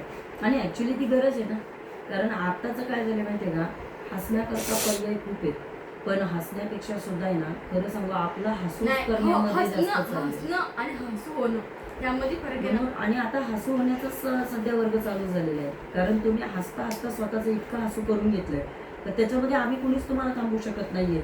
2 तासाच्या कीर्तनामध्ये तुम्ही महाराज खूप गोड बोलून गेले, हसून गेलेले, भारी कीर्तन केलं, इतकं सांगणं समाजाला फार सोपं आहे. पण नंतर घरी गेल्याच्या नंतर पोरांच्या लाथा खाव्या लागतात, सोनांचे नाही तसे बोलणे ऐकावे लागतात, हे स्वतःचा हसू पण समाज करतोय. माझं मत काय आहे की हसणं हसवणं हे सोडून द्या, पण त्यापेक्षा सगळ्यात स्पष्ट भूमिका आपली ही ठेवा. आणि या सगळ्या कानावरती बरेच विषय येत असतात नाही का, म्हणजे एखादा कीर्तनकार प्रवचनकार असेल ना, तो आईविषयी किंवा बापाविषयी सांगतो, पण ते कीर्तनकार प्रवचनकार उठून गेले तिथलं जमेल समज काय माहिती का, स्वतःच्या आई बापाला जगतो का, लोकांना आई बापाविषयी ज्ञान देतो. पण मला एक असं वाटतं, आई बाप कीर्तनातून सांगितले काय नाही असं नाही, पण कीर्तनातून संत साहित्याचा अभ्यास, संतांची महती, संतांचं चरित्र हे पहिलं पुस्तक पाहिजे. एक मधला पिरियड होता रूपा, कसं झालं बघा आता कीर्तनामध्ये आई आणि बाप हा विषय काय यायला लागला, कुणासाठी यायला लागला, तो वर्ग कोणता आहे. नाही येऊ दे, नाही असं नाही, नाही, पण नाही. थोडंसं पॉइंट पाहिजे नाही का. ऍक्च्युली मला तेच बोलायचंय की मधला एक पिरियड गेला, तर आता मला एकदम एक्झॅक्टली साल नाही सांगता येणार किंवा इयर ते कुठलं होतं काय होतं मला नाही सांगता येणार आहे, पण एक असा वर्ग त्यावेळेला असा बेसिक ठरला होता की त्यावेळेला खरंच मुलांना आई आणि बाप सांगायची गरज होती किंवा त्यावेळेला तो विषय तिथपर्यंत नेणं गरजेचं होतं. कधी कधी एखाद्या व्यक्तीला अनुसरून एखाद्या आईचे उपकार एखादा कीर्तनकार सांगतो, एखाद्या बापाचे उपकार कीर्तनकार सांगतो, पण ते कुणाकरता असतात, ते त्या मुलांकरता असतात की जी मुलं कदाचित एखाद्या आईला जर रागानं बोलत असतील, जर त्या वक्तव्यानं तो जर मुलगा त्यातनं जर पाघळला आणि जर त्याच्यात परिवर्तन झालं तर ते बोलणं सार्थकी लागलं असं ठरलं जाऊ शकतं. पण याचा चुकीचा अर्थ कुठे निघाला ते तुला सांगते की संशय थांबू का तुम्ही कीर्तन प्रवचन आई वडील नाही ऍक्च्युली हे वाक्य आपण कम्प्लीट करू की हे जे झालं ना काय की बाबा एखाद्या मुलाचं परिवर्तन व्हावं किंवा काय व्हावं, पण काय झालं माहिती का, कीर्तनकारांनी ना आई आणि बाप या विषयाचंच भांडवल केलं ऍक्च्युली. आणि त्यांनी काय केलं, नुसतं उठायचं आईवर बोला, वडिलांवर बोला, नुसतं उठायचं आईवरती वडिलांवरती गाणी बोला. ठीक आहे, तो भाग असेल त्याच्यावरती बोलणं गरजेचं असेल, पण मला एकच कळतं की मुळात म्हणजे कीर्तन हा दर्जा तो नाहीच आहे. आणि त्याचा चर्चेचा विषय तो झाला की पूर्वी आई हे नाव घेतल्यानंतर सहज ज्याच्या डोळ्यामध्ये पाणी येत होतं, बापाचं काहीतरी अस्तित्व ऐकल्यानंतर सहज जो समाज रडत होता, आता त्याला रडवण्याकरता त्याला सांगण्याकरता तुम्हाला बॅकग्राऊंड म्युझिक द्यावी लागते, तुम्हाला सिंथेसायझर ऑर्गन ठेवावं लागते, तुम्हाला विनाकारण म्युझिक क्रिएट करून समाजाला रडवावं लागते. जे शब्द सहज बोलल्यानंतर लोकांकडे जात होते, जे शब्दांमधनं सहज लोक रडत होती, तिथं तुम्हाला रडवण्याकरता सुद्धा वस्तूचा आधार घ्यावा लागतोय. याचा अर्थ तुमच्या बोलण्यात तितकी ताकद राहिलेली नाही. मग मला माझं मत आहे की तुम्ही ते भांडवल न करता तुम्ही या विचारांवरती आई आणि वडिलांचं एक थोडंसं मार्मिक तुम्ही एखादी वाक्य बोला, खूप बोलण्यापेक्षा 2 वाक्य बोला, पण ती दमदार असली पाहिजे. आई वडील सांगण्यापेक्षा मग आई वडील तुम्ही सांगा, मग ज्ञानेश्वर महाराजांचे आई वडील सांगून मी कीर्तन ज्ञानेश्वर महाराजांचे ते पण सांगतात लोक, नाही रुपा, लोक ते पण सांगतात. मी असे काही कीर्तनकार पाहिजे तर विनाकारण खूप रडतात ते विषय सांगताना सुद्धा. पण तू कधीतरी बेसिक अभ्यास कर. मी आता विज्ञान आणि अध्यात्म दोन्ही या विषयांवर बोलते, थोडंसं जबाबदारीनं बोलते मी. माझं एक वैज्ञानिक दृष्टीनं माझं बोलणं तुला सांगते. तू मला सांग, ज्ञानोबांचे आई वडील रडून रडून सांगायचे बरोबर, किंवा जर एखादा कीर्तनकार ते आई वडील रडून रडून सांगतात, उद्याच्या तरुण वर्गाला जो काही म्हणजे आता जो तरुण वर्ग उद्याचा येतोय किंवा उद्या जी विज्ञानवादी जी लोक आहेत, तुला वाटतं ज्ञानोबा तुकोबांच्या किंवा ज्ञानोबांच्या आई वडिलांचं रडणं वगैरे पाहून किंवा तो जो प्रसंग वगैरे पाहून त्या लोकांच्या मनामध्ये एकच शंका येणार, कोणती, का जर ही लोक स्वतःच रक्षण करू शकत नव्हते तर ही लोक आमचं काय रक्षण करणार आहे, हे लोक स्वतःला वाचवू शकत नव्हते तर हे लोक आम्हाला कुठे तारणार आहे. ज्ञानोबा यांचा तुम्ही आज 750 वर्षानंतर जन्मोत्सव साजरा करतात, मग ज्ञानोबा यांनी त्याच वेळेला का वरती क्रांती केली नाही, त्याच वेळेला का ज्ञानोबा यांनी मुक्ताई जर 1400 वर्ष जगलेल्या किंवा चांगदेवांना उपदेश करते, जर तिनं सुद्धा मेले माणूस जिथं उठविलं, मग स्वतःच्या आई वडिलांकरता हा डिसिजन का नव्हता. हा जर प्रश्न उद्याच्या विज्ञानातल्या मुलांनी विचारला तर त्याला उत्तर सुद्धा आपल्याला रडून नाही द्यायचंय, उत्तर प्रॅक्टिकली द्यायचंय. प्रश्न विचारू शकतात ना कुणी पण, संत तुम्हीच सांगताय बरोबर आहे, तुम्हीच रडताय, तुम्हीच आम्हाला रडून रडून सांगताय. माझं मत सांगते तुला, मुळात कीर्तन प्रवचन याच्यामध्ये तुम्हाला रडण्याची काहीच गरज नाहीये. संतांकरताही तुम्ही रडू नका. ज्ञानोबा यांचं मोठे पण सांगा की 750 वर्षानंतर सुद्धा ज्ञानेश्वरी आमच्या समोर असल्यामुळे आम्हाला आजही कळते ज्ञानोबांचे किती चमत्कार आणि किती आविष्कार होते. म्हणजे मला हे का सांगायचं तुला सांगते की रडणं कशा करता असतं, रडणं म्हणजे भावना आहेत बाळा. एखाद्या आई करता एखादा मुलगा रडतो ती त्याची भावना असते, एखाद्या बापा करता एखादी मुलगी रडते ती त्याची भावना असते. पण या भावना व्यक्त करण्याकरता कीर्तन हे माध्यम नाहीये, या भावना व्यक्त करण्याकरता हे व्यासपीठ कीर्तनाचं नाहीये. उलट आई आणि वडिलांचं दुःख विसरून संत आपल्याला तारतील कसे हे सांगण्याकरता कीर्तनाचं आणि कीर्तनकाराचं व्यासपीठ आहे. तरले तरती हा भरवसा नामधारकाचा ठसा का वसा काय ठसा ठसा तर तरले आहेत पुढेही तरतील आणि हा भरवसा संतांनी दिलाय. तरती हा भरवसा नामधारकाचा तर ठसा असं. असं एक आहे वक्तव्य थोडंफार आहे. पाठ आहे. नाही, खूप अजून खूप छान पाठ आहे तुझं आणि अप्रतिम अभ्यास होणार अजून अभ्यास आहे. केला पाहिजे. खूप छान अभ्यास करणार आहेस तू आणि मला गॅरंटी आहे की तुझ्याकडनं एक चांगला अभ्यास पण होईल आणि तू चांगल्या दृष्टीनं समाजामध्ये पुढे जाशील. बोलण्याची जरा नाही का अशी व्यवस्थित प्रॅक्टिस झाली पाहिजे. हो, मी आहे त्याकरता, मी करून घेईल ते जेवढं मला शक्य आहे. जेवढं का ज्ञानोबा तुकोबा यांकडनं जितकं तुला पुश करता येईल तेवढं मी पुश करेन नक्की. तू लढ मी तेव्हा पाठीशी कायम सर्व पाठीशी आहे. 100% नुसतं शब्दांनी बोलू नका. ही तुला 10 वर्षात सोबत कळलं असेल. नाही सोबत का? राह पाठ मी नाही आता सोबत किती वर्ष तुझ्या सोबत आहे त्यावर तुला कळलं असेल. मी असं बोलत नाही नुसतं. करून दाखवता है ना. माझ्याविषयी काय अनुभव आहे तुम्हाला? ग्रेट अनुभव आहे.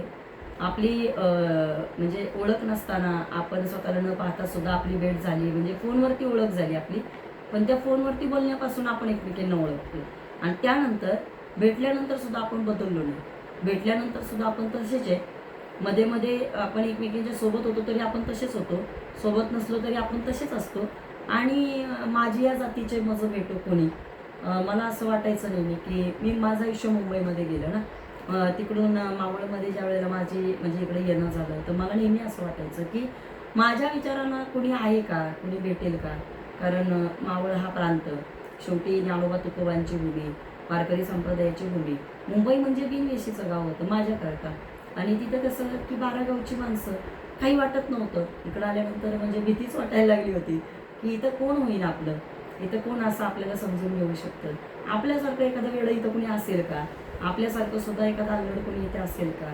तर ज्या वेळेला तू भेटली आणि तुझ्याबद्दल तुझी पर्सनॅलिटी, तुझे माझ्याबद्दलचे विचार आणि आपलं ज्या वेळेला ते बोलणं, तर त्यावेळेला मला असं वाटलं की माझ्यासारखं कोणीतरी इथं आहे आणि मला जोडीदार तर भेटलं. पण मला भीती वाटायची की ही जोडी कुठपर्यंत आपली पुढे जाईल. पण एक खात्रीपूर्वक माझा विचार होता, तो मी तुला आज सांगते. माझं एक मत आहे रूपा, नातं कोणतंही असू दे पण त्यामध्ये जर स्वार्थ ठेवायचा विचार केला ना, तुम्ही किती प्रयत्न करा ते तुटतं. किती प्रयत्न करा ते तुटणार, म्हणजे तुटणारच. ते कुठल्या रूपाने तुटेल हे आपण सांगू शकत नाही. तुम्हाला सांगू का, स्वार्थ विषय घेतो ना, स्वार्थ जो असतो ना, स्वार्थ तुमचा तर काही स्वार्थ नाही. तुम्हाला 4 चौघावी तुम्ही मला उलट पालट बोलतात, काही बोलतात, तुमचा स्वार्थ नसणार. जर स्वार्थ असेल ना, आपण दोघे एकमेकांसोबत खूप गोड बोलू. आपण आतापर्यंत गोड बोलले कधी काम स्वार्थ साधायचा असेल, काम समजून घ्यायचं आणि लय गोड बोलून द्या हारमध्ये चढवतो. पण स्वार्थ काहीच नाही. मग आपण कसं तोड जे तोंडात ते ताई मला ते- चुकली का ताईला सांगणं, रूपा चुकली आता रूपाला त्या सांगणं. दिवशी कार्यक्रम होता, तुम्ही लाल कलरची साडी घेतली, म्हणत ताई साडी नको, बदलून टाका साडी. बदलली. तुम्ही काय स्वार्थ असं मोर ते आपल्या काही त्यांनी घातली, पण नको ताईंचे फोटो घेतात सांगायला पाहिजे. म्हणजे Actually. तुम्हाला स्वार्थ होतं काय, आपली व्यक्ती कुठेतरी समोरली पाहिजे, हा स्वार्थ आहे आपला. म्हणजे नाही, पण त्यामध्ये प्रेम पण- नाही स्वार्थ काय माहिती का, माझी व्यक्ती आपली व्यक्ती कुठेतरी समाजात समोरली पाहिजे किंवा हिला मानपान भेटलं पाहिजे, हा स्वार्थ आहे माझा. आणि हिचं कोणतरी पाय खेचा हे काय, हा स्वार्थ नाही आपला. म्हणूनच आपण एकत्र आहे ना. मला खूप विरोधक भेटले रूपा माझ्या जीवनामध्ये आणि मला खूप लोकांनी माझ्या पश्चात माझ्या मागे खूप काही बोलण्याचा प्रयत्न सुद्धा केला की त्या काही खूप मोठ्या कीर्तनकार असतील का, त्या काही खूप म्हणजे असं खूप लोकांचे अशा काही कमेंट यायला लागल्या, तर त्या काही खूप मोठ्या आहेत का, त्या काय असे. ऍक्च्युली सांगू का, मी तर मोठी नाहीये, पण लोकांनी मला इतकं मोठं केलंय ना, हे बोलून जास्तच मोठं केलंय म्हणजे लोकांनी मला. उलट मी लोकांना सांगते माझ्याबद्दल इतकी चर्चा निंदकाचे नको करू. घर असावे शेजारी. नाही, पण इतकं शेजारी नको आहे ऍक्च्युली. कारण काय होतं याच्यामध्ये आपण नाही, आयुष्यात निंदक पाहिजे. निंदक असल्याशिवाय माणूस लढाई नाही करू शकत. आणि खूप आहेत आता ऍक्च्युली. खूप म्हणण्यापेक्षा कसं, काहींना विचार पटतात, काहींना पटत नाही. पण ज्याला मी कधी अशी म्हणते, मला पहिल्यापासून शूटिंग फोटोग्राफीचं हे, आता आपण जरी बोलतो ना समोर तर दिला मी शूटिंग काढायला सांगितली, पण म्हणजे माझा पण स्वार्थ आहे की शूटिंग काढली पाहिजे, कुठेतरी व्हायरल झाली पाहिजे, लोकांना पण आपले विचार समजले पाहिजे. म्हणजे माझा स्वार्थ आहे, व्हिडिओ फोटोग्राफीमध्ये स्वार्थ आहे मला, नाही का मी सांगते. मी कोणासारखे प्रवचन करावं माझ्या स्वार्थ नाही, मी तुमच्यासारखं कीर्तन करावं माझा जास्त स्वार्थ नाही, मी कोणासारखे चाल गावी माझ्या अजिबात स्वार्थ नाही. पण आता तुमची इच्छा आहे की रुपालीने माझ्यासारखं प्रबोधन केलं पाहिजे. मग मला पण असं वाटतंय की आता सोन्याला थोडंसं ताईंनी घातलं पाहिजे. मी स्वतःला सोनं समजते, हिरा म्हणा सोनं म्हणा सगळं काय समजते, म्हणजे चांगलं वाईट नाही, घाण नाही समजत. काहींसाठी असून घाण, पण स्वतःच्या नजरेमध्ये मी एक ब्रँड आहे. एक सांगते रूपा, आता तू हे वाक्य बोलली म्हणून तुला सांगते, माझ्या गुरुजींचं एक वाक्य आहे ते तू जाता जाता टिप म्हणून समजतो. आता आज एवढी चर्चा केली आहेस माझ्यावर, टिप म्हणून तुला एक वाक्य देऊन जाते मी. माझे गुरुजी मला नेहमी म्हणायचे, ते म्हणायचे, बाळ, समोरच्या माणसाला जेव्हा आपल्यात काही चुका दिसत नसतात ना, किंवा आपल्यामध्ये काहीतरी बोलण्यासारखं त्यांना विषय नसतात ना, तेव्हा ते तुम्हाला कुठल्याही विषयामध्ये घेऊन जात असतात. वाक्य बघा पुन्हा एक, समोरच्या माणसाला जेव्हा आपल्यामध्ये कोणता विषय चुकीचा दिसत नसतो तेव्हा ते तुम्हाला कुठल्याही विषयामध्ये घेऊन जातात. आता उदाहरणार्थ बाबा, ताईंच्या बाबतीमध्ये चुकीचं काय बोलायचं? अभ्यासात तर बाबा प्रमाण सोडून जात नाही, विषय सोडून जात नाही, चिंतन सोडून जात नाही, प्रमाणाला धरूनच चालली आहे बाबा ही पोरगी, मग चूक कुठे काढायची? नाही यार, ही काय ताईंचे कपडे, ही चूक आहे. अरे काय ते ताईंनी आज असे केसच मोकळे सोडले, मग ही चूक काढायची. काय ते ताई लहान लहान मुलींमध्ये राहतात, मग ही चूक काढायची. काय ती पोरगी नुसती उड्या मारते कुठं पण, पुढे जाऊन नाचते, त्या कळत नाही का कीर्तनकार आहे ना ती, तिने अशा उड्या मारल्या पाहिजे का, मग ही चूक काढली जाते.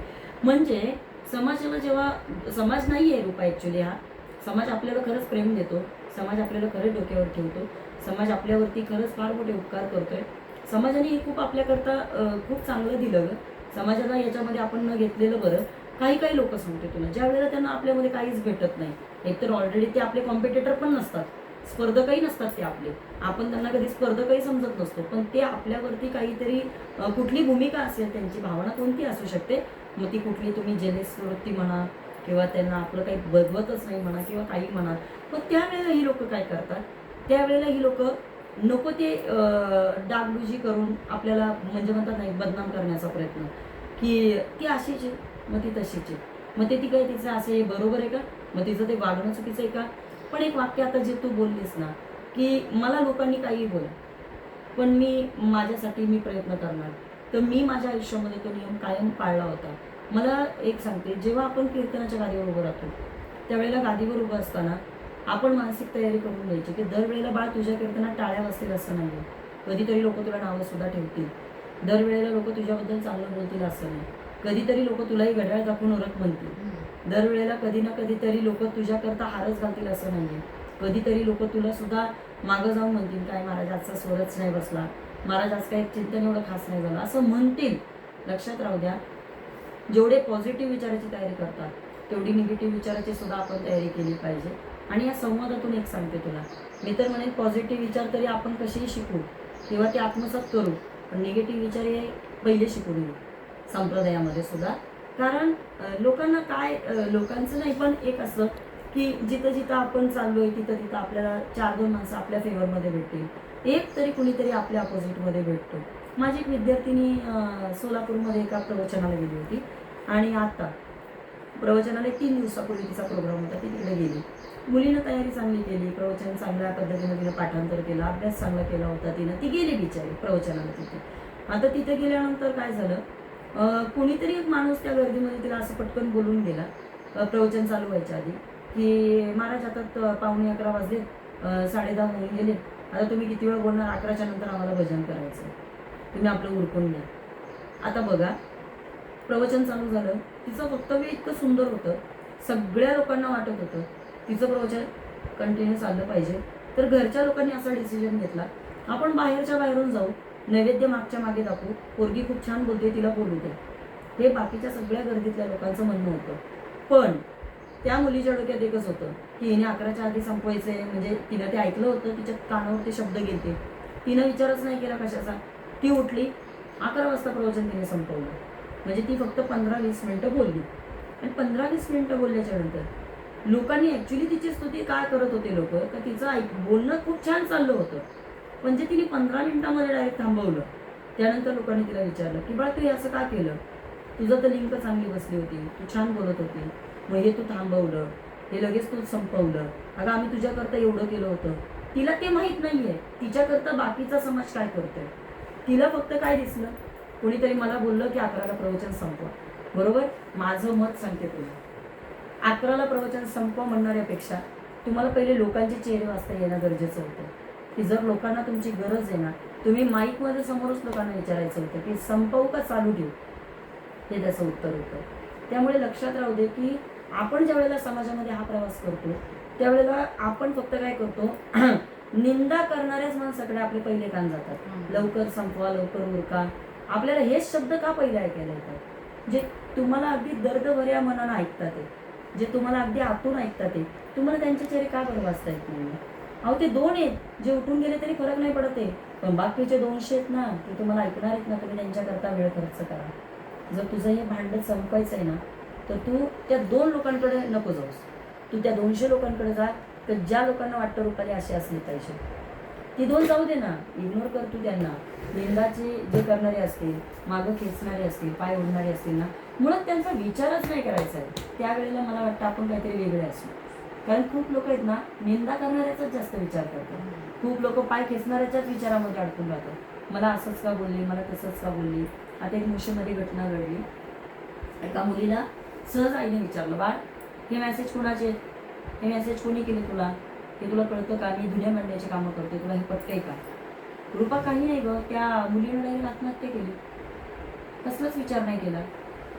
माझ्या आईनं माझ्या संशय घेतला आणि मग मला जगण्यात काही अर्थ वाटत नाही. मला असं वाटतं की तुम्हाला विचारणं सुद्धा हल्ली काय झाले, समाजाच्या दृष्टीने फार विचित्र झाले. सगळा विचार सोड, सगळा विचार सोड. फक्त ना तू त्या लोकांबरोबर राहा किंवा त्या लोकांकरता काहीतरी कर, तर ज्या लोकांना तुझ्याकडनं काहीतरी अपेक्षा आहे. मी कधीही माझ्या आयुष्यामध्ये मला वाईट बोलणारी, मला निंदा करणारी जी लोक आहेत, मी त्यांचा कधीच माझ्या आयुष्यात विचार नाही केला. जो आपला एक फॅन वर्ग आहे समाजामध्ये, जे आपला चाहता वर्ग आहे, जे लोक संगीताताईंना ऐकायची इच्छा करतात, ते मी त्या समाजाकरता, त्या लोकांकरता, त्या श्रोत्यांकरता मी नवीन काय अभ्यास देऊ शकते, मी नेहमी ही तयारी करत असते. आणि थँक्स टू गॉड की मला देवानं फार लवकर ही बुद्धी दिली. आणि ती बुद्धी देत असताना आज तू माझ्यासमोर तोच प्रश्न टाकून पुन्हा माझी सुद्धा उजळणी केली. बरं, धन्यवाद. काय म्हणतात आपण, निरोप घेऊया. मला जो प्रश्न पडला होता आणि जो मला सुचवत म्हटला त्यांना बोलाव, तेव्हा तुम्ही खूप सुंदर मला चिंतन सांगितलं एक प्रकारचं, नाही का? हो बापरे. म्हणजे तुमचं चिंतन ऐकण्यासाठी तर प्रवचन किंवा कीर्तन हे माध्यम आहे, पण आज योगायोग आलाय तर भेटला वेळ. तुम्हाला शक्यतो वेळ नसतोच, नाही का? प्रवास, कीर्तन, प्रवचन, आज हा वेळ भेटला. देवाचीच कृपा असेल बाबा, घरात जाऊन काहीतरी चिंतन ऐकली की नाही. सहज बोलणे हितं उपदेश. म्हणून आज आपण इथं पुन्हा भेटलो आणि त्यानिमित्तानं तुझ्यामुळे पुन्हा संत विचारांना उजाळा मिळाला. तुझ्यामुळं माझ्या आयुष्याची उजळणी पुन्हा मला करता आली आणि तुझ्यामुळे तू जशी आता चमकण्याचा प्रयत्न करणार आहे, तुला जसं ब्रशने घासण्याचा विचार करणार आहे, तर तुझ्याबरोबर मी सुद्धा त्यात घासायला स्वतःला तयार आहे. आणि चंदन जर दुसऱ्याच्या डोक्याला लावलं समजा, नाही का, त्याच्या बोटाने आपलाही वास येतोच ना. तर आपण तेच करू आता. तुझ्यामुळे माझी पुन्हा उजळणी होईल, तुझ्यामुळे पुन्हा नव्याने अभ्यास काहीतरी वेगळा होईल. आणि जे मी तुला सांगते, जशा तुम्ही आता विद्यार्थी, आता किती 10-12 विद्यार्थी तुमच्याकडे ना प्रवचन, मला तुम्ही खूप आधी म्हणले ते संस्था चालू कर, तुम्ही संस्था चालू करताय, त्या चालू करायची रूपा काहीतरी शिक, माझ्याकडून शिक काय, नाही का म्हणताय, करते नाही का असं. पण आता मला पण कुठे एक स्वार्थीपणा माझ्यात पण आहे आणि आपण पण केलं पाहिजे. नाही खरंच करूया. आणि समाजाला डॅशिंग कीर्तनकारांची गरज आहे. ॲक्च्युली समाजाला नवीन कीर्तनकारांची गरज आहे आणि प्रेरणादायी लोकांचं वक्तृत्व असलं पाहिजे. ज्याला अनुभव आहे ना त्याला खरंच बोलावं. मला काय हो का, तुमचं अभ्यास पूर्ण असेल आणि तुमचं वक्तृत्व चांगलं असेल ना, समाज तुम्हाला नक्की ऐकणार. तुमचं नुसतं वक्तृत्व चांगलं असून तुम्ही 4 बाहेरच्या गोष्टी सांगतात उपयोग नाही. तुमच्याकडे साठा बराचसा आहे संत साहित्याचा, पण तुमचं वक्तृत्व चांगलं त्याचा पण उपयोग नाही. पण मला असं वाटतं तुमचं वक्तृत्व पण चांगलं पाहिजे आणि तुमचा अभ्यास पण चांगला. पण मी तुम्हाला सांगते, माझा एक स्वार्थीपणा, अभ्यास आहे पण वक्तृत्व नाही, म्हणून थोडीशी भीती वाटते, बाकी काही नाही. त्याकरता मी 100% तुझ्यासोबत आहे. माझ्याकडनं जे माझा अभ्यास तुम्हाला समज, एवढ्या 7-8 वर्षात माझा अभ्यास तुम्हाला नक्की समजला असेल. रुपाली नुसती पॅन्ट शर्ट घालून मोबाईल शूटिंग बिटिंग काढून नुसती शायनिंग मारत नाही, म्हणजे काय काहीतरी असं तुम्हाला 100% अनुभव आला असेल. खूप अभ्यास आहे आणि खूप चांगला अभ्यास आहे की म्हणजे तुम्हाला अनुभव आला असेल खूप वेळा, प्रचंड वेळा, की एखादा दृष्टांत जरी तो पुन्हा 2 कीर्तनामध्ये रिपीट झाला का, ताई आता नका ना तो दृष्टांत, आता दुसरा सांगा, हे बोलण्याचं सुद्धा धाडस आहे. आणि मलाही त्यातनं भीती वाटते की बाबा नको, आता आपणही काहीतरी वेगळं सांगितलं पाहिजे बरं का. आणि त्यातनंच माणूस शिकत असतो. आता काय आहे, तुला जसं तेच ऐकायला नको आहे ना, तर असं आम्हाला सुद्धा आता वाटतं की आता तीच रूपा आम्हाला नको, आता आम्हाला पण वेगळी रूपा पाहिजे. आणि व्यासपीठ आपलं आहे. माना काय रूपाने, रूप म्हणजे काय, अनेक रूप नाही का, प्रत्येक वेगळ्या रूपामध्ये आहेत माझ्या अंगात काय म्हणतात, माझ्या मनात अनेक रूपे ज्याने जे ओळखले तर ते दिसले. मला नाही तुम्ही आतापर्यंत कोणकोणती डॅशिंग रूपा पाहिली, फाईटवाली रूपा पाहिली तुम्ही, हो रडणारी रूपा पण पाहिली रडणारी रूपा पण पाहिली, मॉडर्न रूपा पण पाहिली तुम्ही, रडणारी, हसणारी, वेदना सहन करणारी, मोडणारी, झिजणारी, कष्ट मॉडर्न करणारी, शायनिंग मारणारी, कष्ट करणारी, खूप शायनिंग मारणारी, आयुष्य मनसोक्त जगणारी आणि मनाच्या मनात रडणारी, खचणारी, कुठंतरी आतमध्ये स्वतःलाच या ठिकाणी कोसणारी, मनामध्ये खूप सारे प्रश्न घेऊन फिरणारी, अशी सगळी रूपा मी तुझ्यामध्ये पाहिली रूपाची अनेक आणि रूपे. आता कोणतं रूप बघायचं तुम्हाला? आता फक्त तुझं एक सात्विक रूप पाहिजे, आध्यात्मिक सात्विक रूप म्हणजे काय हो? पाहिजे. उपासनेच्या मार्गावरती चल, आपोआप सात्विकपणाकडे. तरी पण उपासनेच्या मार्गावरती आपण आहेच, पण सात्विक तर नक्की आहे काय? आता तुम्ही अशा तामस काय ते राजस, तामस तामस आणि सात्विक. आता मला त्यांचे नीट अर्थ सांगा व्यवस्थित. हम्म, मला माहिती आहे तरी पण पुन्हा काय सांगू. नाही ते माझ्या काढून घ्या, काढून घ्या, काढून घ्या. अजून काय? ऍक्च्युली हे बघ, माझं मत काय माहितीये का, माणूस दिसायला कसा हे महत्वाचं नाही, माणूस कपडे कसे घालतो ते महत्वाचं नाही, आणि माणूस कसं वागतो ते पण जास्त महत्वाचं नाही. सात्विक रूपा या शब्दाचा अर्थ तुला सांगते की तुझ्यामध्ये सात्विकपणा नक्कीच आहे, पण तुझ्यासोबत जर एखादा राजस आहे, तुझ्यासोबत जर एखादा तामस आहे, डेकनाच्या संगे हिरा जो बंगला कुसंगे नाडीला साधू जैसा, तर मला असं म्हणायचं आहे की तुला जर दिसतंय ना आता आपल्या सोबतीला काहीतरी चुकीचं आहे, सोबत आपल्या जर आपले संगत चुकीचे आहे, तर मला असं वाटतं आपण त्याच्यापासून लांब जाणं हा आपल्यातला सात्विकपणा आहे. लक्षात ठेव, आपण स्वतः न सांगता, न विचारता, न काही बोलवता आपण स्वतः चांगल्या ठिकाणी जाऊन बसणं हा आपल्यातला सात्विकपणा आहे. कोणत्याही फळाची अपेक्षा न करता सुद्धा आपण एखाद्याबद्दल चांगलाच विचार करणं हा आपल्यातला सात्विकपणा आहे. आता ते कीर्तनकर सगळेच दृष्टांत सांगतात. काय, एक माणूस डॉक्टरकडे गेला, त्याच्या पोटात दुखायला लागलं, डॉक्टरने त्याला विचारलं कशामुळे पोटात दुखते, शेजारण्याने बंगला बांधला तेव्हापासून दुखते. हे खूप वेळा झालं, पण आता त्याच्या पुढचं एक वाक्य तुला सांगते जे आज मला वाटतं ते गरजेचं आहे, की ज्या दिवशी दुसऱ्याचा बंगला पाहून सुद्धा आपल्या ज्या वेळेला पोटात दुखणार नाही ना, त्या दिवशी भगवंत तुमच्या बंगल्याचा पाया खोदायची तयारी करत असतो. हे पहिलं आलं पाहिजे, याला सात्विकपणा असं म्हटलं जातं. परमार्थामध्ये आलं का लक्षात, की आपली परमार्थाची तयारी ती असावी लागते. दुसऱ्याची बिल्डिंग किती मोठी होते हे महत्त्वाचं नाही आहे, पण देवा कुठेतरी माझंही लक्ष असू दे, किंवा माझंही देवा काहीतरी झालं पाहिजे, ही भूमिका मनामध्ये असणं याला सात्विकपणा म्हणतात. पण हां, याच्यामधनं आपल्याला जे शिकायचं आहे ना ते फार गरजेचं आहे. कोणतं? सात्विक रूपा म्हणजे काय? कदाचित तुझ्या सोबतीचा वर्ग कोणता हे मला माहीत नाही आहे, तुझ्यासोबत लोकांचं वागणं काय ते मला माहीत नाही आहे, कोण तुझ्यावर कुठल्या हेतूनं राहतं हे मला माहीत नाही आहे, मला त्यातलं काही अभ्यास नाही. पण एक सांगू, झाड जाणीजे फुले आणि माणूस जाणीजे बोले. तुला तुझं माहीत असेल ना तुझ्यावर कोण कसं राहतं, तुला तर तुझं माहीत असेल ना की कोण किती स्वार्थी आहे, तुला तर तुझं माहीत असेल ना की कोण तुझ्याजवळ काय येतं हे तर तुला माहीत असणार आहे. संगीताताई तुझ्याबरोबर 24 तास नाही आहे, पण एक आहे, संगीताताईंचे विचार तुझ्याबरोबर 24 तास.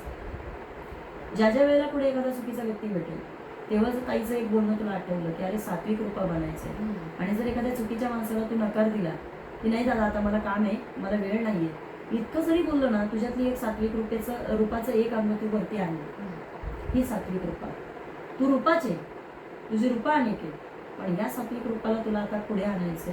आणि हे करून बघ. माणसं कमी असतील पण जे असतील ती खूप चांगली असतील. माणसं कमी असतील पण मला असं वाटतं की तुझ्यामधलं तेच काहीतरी वेगळं असेल. माझ्यासोबत कोणच नसतं, तू कधी पाहिलं? माझ्याबरोबर कोणी नसतं, माझ्या संपर्कात कोणी नसतं, मी दिवसभर कोणाशी फोनवर बोलत नाही, मी दिवसभर स्वतःहून कधी कोणाला फोन करत नाही. मला एखादा तारखेचा फोन आला लोकांचा तर मी तो घेते, अदरवाईज मला कोणी तारीख द्या असं मी आजपर्यंत कधी कोणाला म्हटलं नाही. आणि मला कधी कीर्तन कोणाकडनं मागून घ्यायची अशी इच्छा झालीच नाही. कारण सांगते की माझ्यातला सात्विकपणा मी वाढवते, आणि ज्याला माझ्यातला सात्विकपणा दिसतो तो आपल्याला सहज बोलवणार आहे. भगवंताला आपला सात्विकपणा जर कळाला तर त्याला आपली दया नक्कीच येते ना. शेवटी आपला करता करविणारा तो आहे. ज्या दिवशी त्याला वाटेल ना की आता संगीताला थांबलं पाहिजे त्या दिवशी तो मला जगत बसेल, पण जोपर्यंत त्याला वाटतं की हिनं बाहेर पडावं, तिचे विचार लोकांनी ऐकावे, तोपर्यंत तो मला नक्की ताकद देईल.